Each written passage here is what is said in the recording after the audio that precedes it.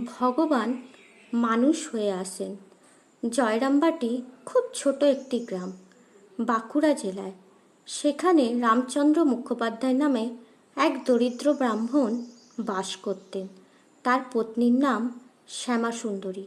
খুব ধার্মিক ছিলেন তারা, খুব সরল উদার। শ্রী রামচন্দ্রের উপাসক। কয়েক বিঘা জমি ছিল, তাতে কিছু ধান ও অন্যান্য শস্য হতো।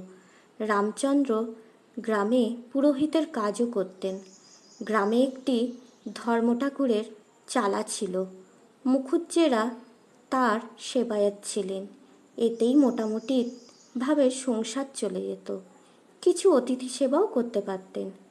যিনি সীতাদেবী, রাধারানী প্রভৃতি রূপে আগে এসেছিলেন, তিনিই এবার এনাদের ঘরে শারদামণি হয়ে এলেন। সে এক মজার ব্যাপার। সরল উদার ও ধর্মপ্রাণ লোকের ঘরে ভগবান মানুষ হয়ে আসেন। কতবার তিনি এভাবে মানুষ হয়ে এসেছেন।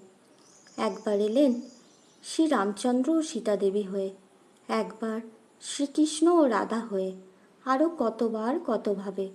পুরাণে আছে, যখনই ভগবান পুরুষ মানুষ হয়ে আসেন, তার শক্তিও স্ত্রীরূপ হয়ে আসে। তবে আসলে এরা এক, আলাদা নন।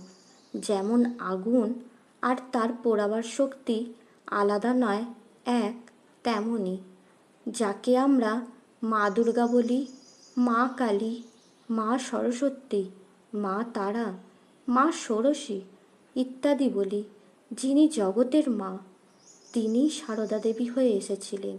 কিভাবে সংসারে থেকে সব কাজ করেও পবিত্র থাকা যায়, ভগবান লাভ করা যায়, আদর্শ কন্যা, ভগ্নী, বধূ ও মা রূপে সারদা দেবী তা নিজে হাতে নাতে করে দেখিয়ে দিয়ে গেছেন।